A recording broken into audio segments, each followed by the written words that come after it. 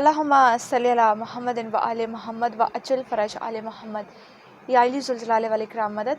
वस्सलामु अलैकुम तमाम मोमिनीन को। उम्मीद है आप सब खैर वाफ़ित से होंगे। मौला ज़ुल जलाल वल इकराम आप सबको अपने हिफ्ज़ अमान में रखे, आमीन।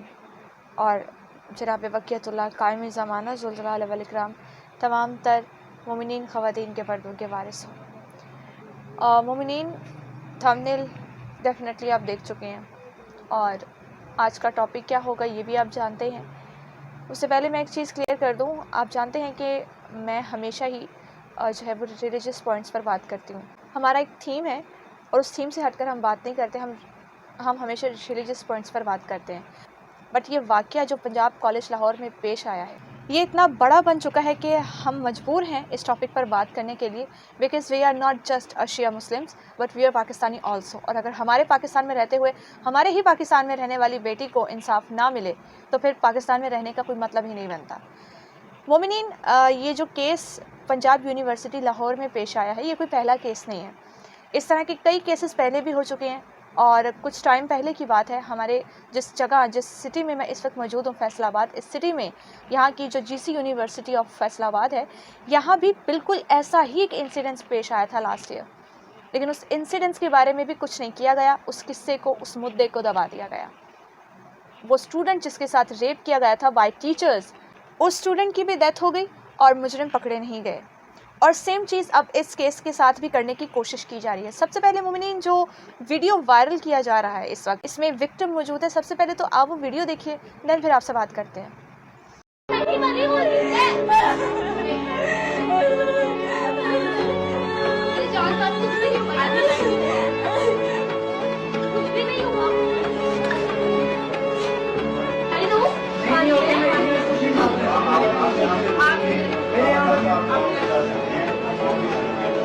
जी मोमिनीन, आपने वीडियो देखा, आपने वीडियो को गौर से अगर देखा है तो आप भी इस बात को फील कर पाएंगे कि she is not a victim जो आपको इस वीडियो में दिखाई दे रही है।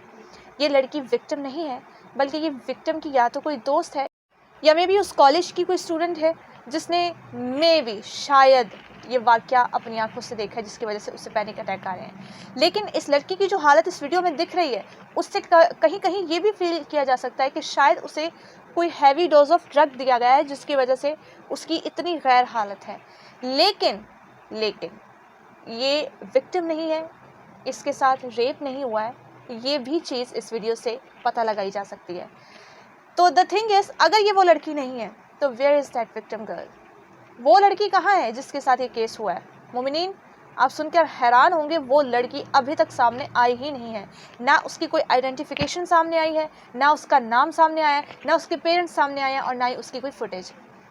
मोमिनीन, एक और लड़की इसी कॉलेज की है जिसने एक बयान दिया है छोटा सा।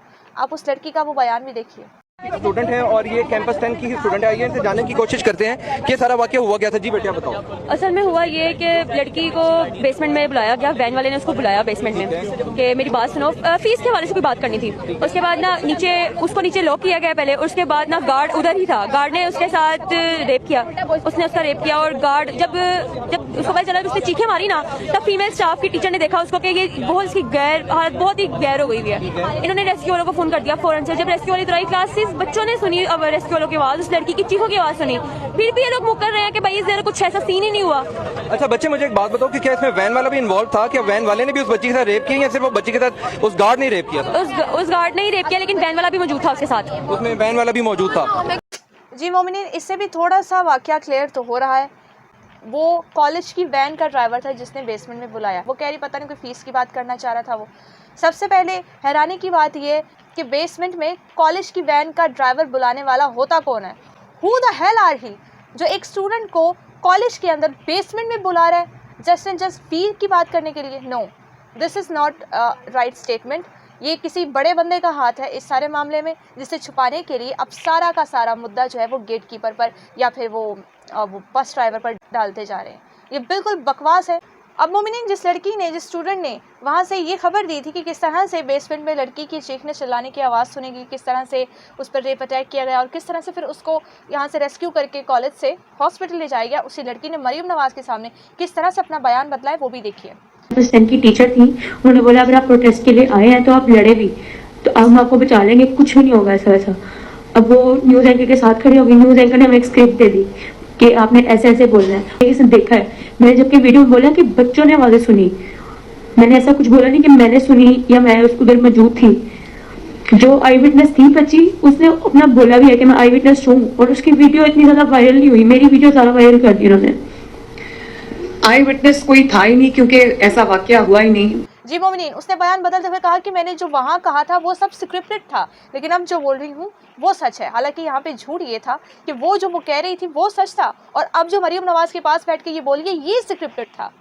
और फिर जब उसने आई विटनेस की बात की तो कैसे मरीम नवाज ने फ़ौरन से उसका माइक जो है वो ऑफ कर दिया, और साथ में ये भी कहा कि कोई आई विटनेस है ही नहीं, क्योंकि ऐसा कोई वाक़या पेश ही नहीं आया।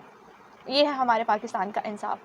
किसी भी प्लेटफॉर्म पर नहीं आएंगे तो सड़कों पर आपको इंसाफ नहीं मिलेगा मेरे बच्चे। पहली बात कि ऐसा हुआ ही कुछ नहीं है। फिर अगर और प्रिंसिपल क्या बकवास करी है वो भी आपने सुना कि ऐसा कोई वाकया पेश ही नहीं आया। ये लोग इस वाकया से मुकर रहे हैं। साथ हुआ, मेरे साथ उनके वालिद साहब और चचा खड़े हैं। आए सुनते हैं उनके इमोशंस उन्हीं की जुबान से। अस्सलाम वालेकुम। आज जो लाहौर कॉलेज में जो वाक़या हुआ है उसके लिए सोशल मीडिया पे काफ़ी वीडियोस वायरल हुई हैं। उसमें ये प्रोपोगंडा किया जा रहा है कि मतलब हमारी बच्ची का नाम लिया जा रहा है। इसमें कोई ऐसी चीज़ नहीं है कि हमारी बच्ची घर पे एक इंसिडेंट हुआ है कि पाँव स्लिप होने की वजह से गिरी हैं, तो उनको पैर पाँव पे चोट लगी है, जिसकी वजह से वो आईसीयू में गई हैं। लेकिन मेडिकल रिपोर्ट्स वगैरह सारी चीज़ें हमने इनको दे दी हैं। अब मोमिनीन शहर बानो नकवी साहिबा या मरियम नवाज शरीफ साहिबा या फिर उस कॉलेज की जो प्रिंसिपल साहिबा हैं वो, या फिर कोई भी इस केस को झुटलाए, इससे फ़र्क नहीं पड़ता है। ये लोग इस केस को माने या ना माने, बट पंजाब कॉलेज के स्टूडेंट्स का गुस्सा इस चीज़ को बहुत क्लियर कट सबके सामने वाजिया कर रहा है कि ये इंसिडेंट्स पंजाब कॉलेज में उसकी एक बेसमेंट में बिल्कुल वाक़या हुआ है। मोमिनीन, इसी केस के लिहाज से पाकिस्तान की बहुत ही मशहूर, नामवर और इज़्ज़तदार शख्सियत जिनका नाम सो कॉल्ड रावी पीरज़ादा है, उन्होंने इस केस के हवाले से कुछ छोटी सी गुफ्तगू करने की कोशिश की है। आप उनका भी वो वीडियो क्लिप देखिए, देन आपसे बात करना है। एक्चुअली मोमिनीन, मैं इस खटिया खातून को वीडियो में लाना नहीं चाह रही थी, लेकिन इन्होंने बात ही ऐसी की है कि मुझे इन्हें वीडियो में लाना पड़ा। पाकिस्तान में जब कोई खबर आती है ना किसी मस्जिद या मदरसे की या किसी मौलवी की कि उसने किसी बच्चे के साथ ज्यादती की, तो उसको बढ़ा चढ़ाकर प्रेस मीडिया शेयर करता है।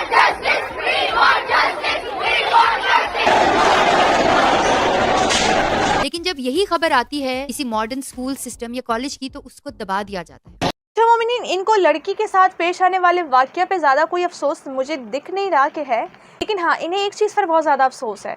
वो अफसोस इनका ये है कि जब मदरसे में या मस्जिद में कोई ऐसा वाक़या पेश आता है, मीडिया उसे बढ़ा चढ़ा के बोलती, किसी मौलाना पर, मौलवी पर इल्ज़ाम लगता है, मीडिया बढ़ा चढ़ा कर बात करती है, लेकिन ये एक मॉडर्न स्कूल की बात है तो इस केस को दबाया जा रहा है। देखो आंटी, आप जो भी कहो, आपकी पहले तो ख़ुद की कोई इज़्ज़त नहीं है, तो आप किसी की इज़्ज़त को क्या समझेंगी। दूसरी बात, आपको मौलवियों की इज़्ज़त की इस वक्त फ़िक्र हो रही है। Make some sense. हाँ, यहाँ मुद्दा ये नहीं है कि मस्जिद में रेप हुआ है या फिर किसी कॉलेज में, मुद्दा सिर्फ ये है कि एक लड़की का, एक स्टूडेंट का रेप हुआ है। शर्म भी नहीं आती इन लोगों को इस तरह की बकवासात करते हुए। मुद्दा सिर्फ रेप है, जगह नहीं। मोमिनीन, इसने जो बकवास की अपनी वीडियो में, किसी मौलवी का केस होता तो ये बड़ा उछला था, मीडिया ने बढ़ा चढ़ा के बताना था।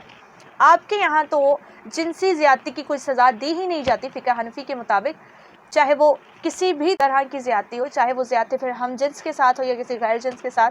वो कैसे मोमिनीन, इन्हीं के फतवा में से एक फ़तवा आपको दिखाऊंगी।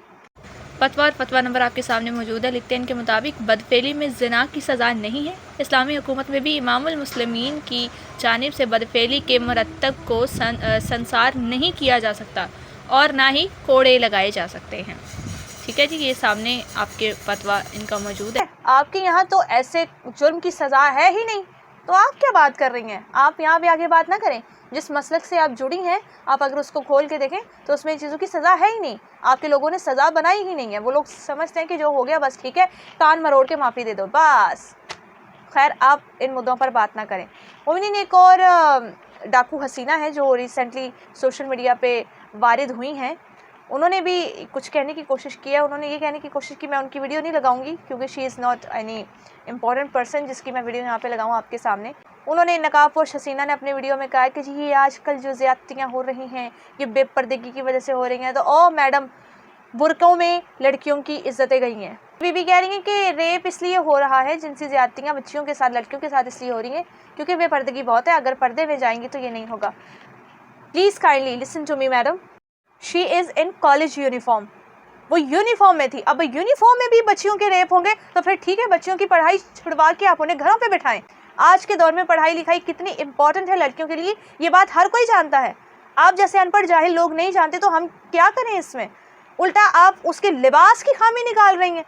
एक तो उसके साथ इतना बड़ा वाकया हो गया, बजाय उसका साथ देने के, उसके लिए जस्टिस मांगने के बजाय आप उल्टा उसके लिबास में खामियां निकाल रही हैं कि लिबास ठीक नहीं था, बेपर्दगी थी इसलिए ऐसा हो गया।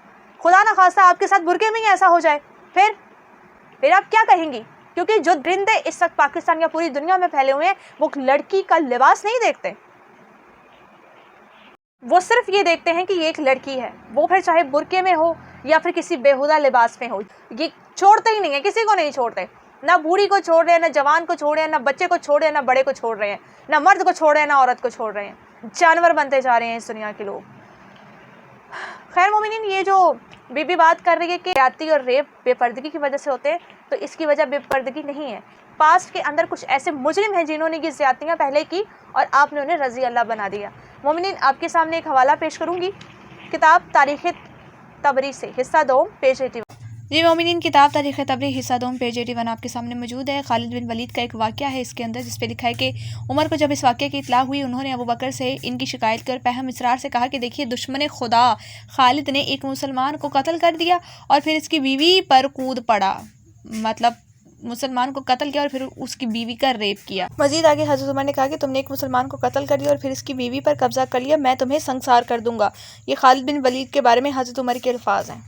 और ये वाक़या सिर्फ इसी किताब में नहीं आया, एक और किताब आपके सामने पेश करूंगी, किताब उसदुल गाबा फी मारफत सहाबा।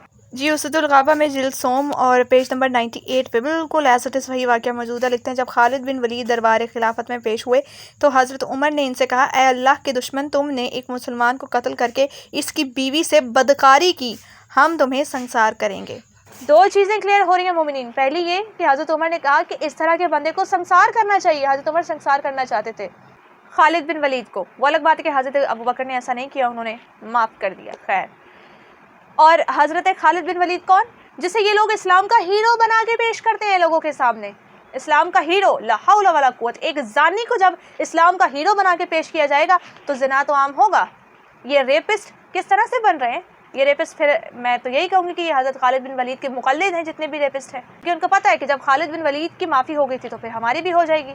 और इसलिए फिर मोमिनीन इस तरह के वाक़यात पेश आते हैं और रेपिस्ट को हमेशा की तरह आज भी छुपाया जा रहा है। अब मोमिनीन, पाकिस्तानी कानून के हवाले से, according to Pakistan penal code section 376 1860, किसी रेपिस्ट की पनिशमेंट सिर्फ और सिर्फ फांसी है, और उससे हटकर अगर कोई पनिशमेंट है तो वो है उम्र कैद, जो 10 साल से ज़्यादा और 25 साल से कम होगी। मोमिनीन, आपके सामने पाकिस्तान पीनल कोड 1860 का सेक्शन 376 मौजूद है, पनिशमेंट फॉर रेप। इसके क्लॉज 1 में लिखते हैं, whoever commits rape shall be punished with death or imprisonment of either description for a term which shall not be less than 10 years or more than 25 years and shall also be liable to fine। I think इस incidents के rapist को सिर्फ और सिर्फ फांसी की punishment ही देनी चाहिए। अगर इस बार भी बाकी रेपिस्ट की तरह, बाकी मुजरिमों की तरह ये मुजरिम भी बच गया ना, तो फिर आप अपनी बच्चियों के फ्यूचर के बारे में सोचना छोड़ दीजिए। नाउ मोमिनीन, in the last of my video I want to say something. College में उस दिन क्या हुआ क्या नहीं, ये या तो विक्टिम को पता है या फिर विक्टिम के साथ उस वक्त जो लोग मौजूद थे उन्हें पता है, या फिर उन स्टूडेंट्स को पता है जो इस वक्त वहाँ पे प्रोटेस्ट कर रहे हैं। लेकिन चाहे ये लोग जितना भी इस बात को छुपाएं, ये बात छुपेगी नहीं। चाहे ये लोग इस बात से सिरे से ही मुकर जाएं कि कोई रेप नहीं हुआ है, बच्ची सीढ़ियों से गिरी है, ये हो गया वो हो गया, इल्ज़ाम लगाया जा रहा है, चाहे कुछ भी हो जाए, बट पंजाब कॉलेज के बच्चों का, पंजाब कॉलेज के स्टूडेंट्स का गुस्सा इस बात को क्लियर करता है कि पंजाब कॉलेज में स्टूडेंट का रेप हुआ है। आई नो कि बाहर दरिंदे घूम रहे हैं, मगर इसका मतलब ये नहीं है कि आप अपनी बेटियों को इन दरिंदों के डर से पिंजरे में कैद करके रखेंगे। अगर बाहर दरिंदे घूम रहे हैं तो आप अपनी बेटियों को शेरनियाँ बनाइए, उन्हें उन दरिंदों से लड़ना सिखाइए। पाकिस्तान की क्या, दुनिया की हर लड़की के पास इतनी एबिलिटी होनी चाहिए कि अगर कोई उस पर इस तरह से अटैक कर भी देता है तो उसे पता हो कि वहाँ से बचकर निकलना कैसे है। उसमें इतनी ताकत होनी चाहिए वो फिजिकली और मेंटली तौर पर इतनी रेडी होनी चाहिए कि वो लड़ सके और अपने आप को बचा सके।